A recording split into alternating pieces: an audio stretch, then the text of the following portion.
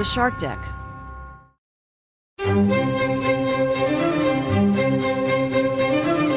Hello and welcome to Palace Intrigue. I am your host, Mark Francis. Happy birthday to the future King George, who turns 10 today. The Express reports that despite Kate often being described as a confident mother, royal biographer Angela Levin has said that it is a very heavy burden to carry, adding Kate is acutely aware of the pressure of raising George as the future monarch.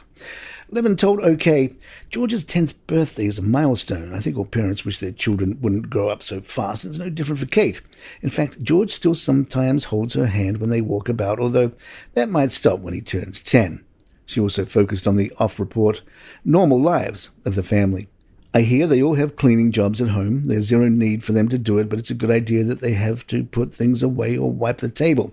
She wants to help them understand that they have to do a certain amount of looking after themselves. A palace insider said, it's a massive balancing act. William and Kate are doing the right thing, protecting him so he can have as normal a childhood as possible.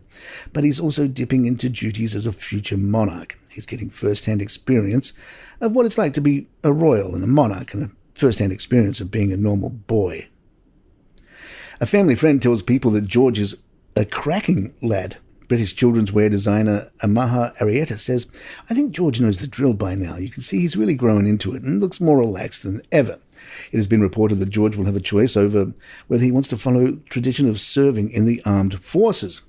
According to a Telegraph article by journalist Melanie Phillips, some people are viewing the decision as the monarchy modernizing itself in an era that prioritizes individual choice about how to live our lives. The decision could suggest a baleful failure to understand the profound connection between the monarchy, the defense of the nation, and its identity. She suggested that for centuries serving your country has been a rite of passage for British monarchs, which could lead to the decision not going down too well. That said, he's 10 and didn't say he was going to do it. Happy birthday, kid. Some experts are suggesting that Harry and Meghan take the Hollywood strikes to chill out a bit. Entertainment expert Mark Boardman told Newsweek the next 6 months could be perceived as the most challenging for Harry and Meghan, with increasing probability that we could be about to enter the beginning of the end of their Hollywood ambitions unless they can make a big turnaround. Harry and Meghan find themselves at a crucial juncture in their media journey, and the WGA and SAG-AFTRA strikes will undoubtedly impact their immediate media industry moves, including the operations of Archwell Productions, besides work and promotion of upcoming Netflix docuseries Heart of Invictus and any press around it. This period of reflection could allow them to strategize and recalibrate their image and projects. It would provide them with a space to rebuild their public perception and focus on quality content creation, rather than being hounded for their next endeavor. Entertainment expert Paul Duddridge agreed, telling Newsweek, it was recently announced that Archwell are developing a scripted series, Bad Manners, which is a prequel to Charles Dickens' Great Expectations. As a scripted drama series, this production would be directly impacted by both the writers and SAG actors' strikes. However, Harry and Meghan may yet turn out to be beneficiaries of the strikes. It gives them an opportunity to regroup and retool their operations. Harry and Meghan need a critical hit. So far, their creative projects have received very mixed reviews. This strike will give them a much-needed chance to review their creative strategies while using the industry shutdown as cover. Harry and Meghan need to flip the narrative. They have seemingly worn out the goodwill of the royal family and have not set the world alight with their creative output in the US. They are now well positioned to salvage their image with a critical success in the creative sphere. They should grab this opportunity with both hands. It may be their last. Royal watcher Angela Levin tells Sky News Australia Meghan wants to transition from being the lead actor to producing films behind the scenes. She doesn't want to appear, she wants to learn to be a producer, Miss Levin told Sky News host Paul Murray. Baffling. She doesn't know how to be a producer. She doesn't like to be told. She is somebody who feels like she knows it all. That was the problem in the British royal family. She thought she knew how to run it in a modern way, better than anyone. Palace Intrigue will be right back.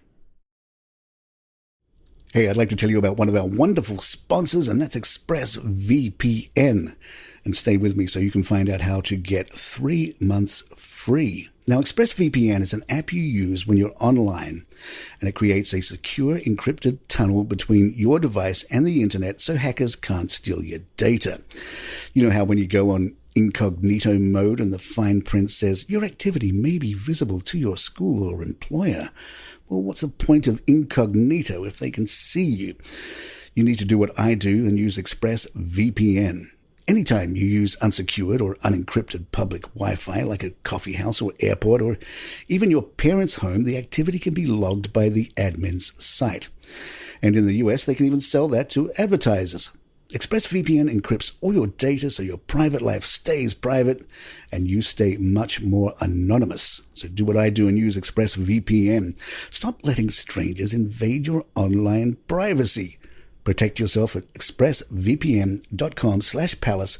Use my link at expressvpn.com/palace to get 3 extra months free. That's ExpressVPN, expressvpn.com/palace to learn more.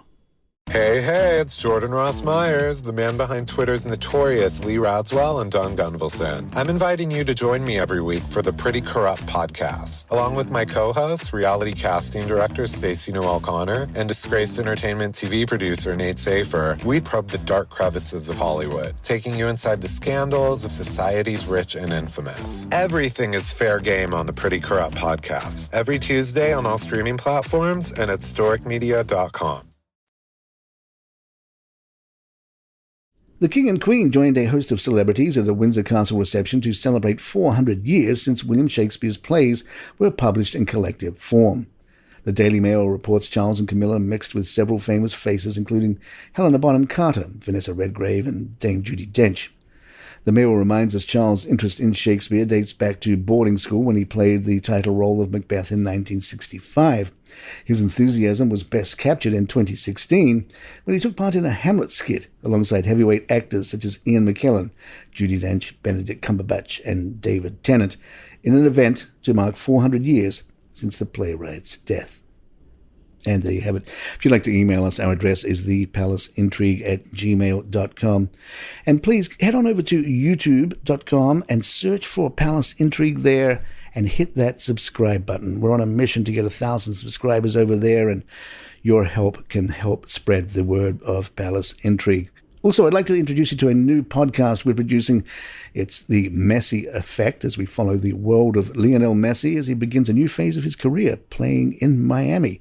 And you can hear The Messi Effect. Just search for The Messi Effect on your favorite podcast app of choice. I'm Mark Francis. My thanks to John McDermott. This is Palace Intrigue. Good times. Hi, I'm Mark Francis and host of a new podcast, The Messi Effect.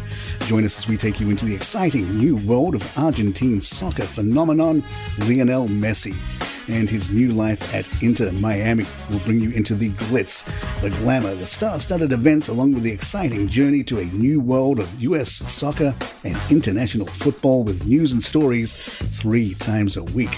Come along for the ride as Messi, Miami, and Major League Soccer experience the journey of a lifetime. Get The Messi Effect wherever you get your podcasts.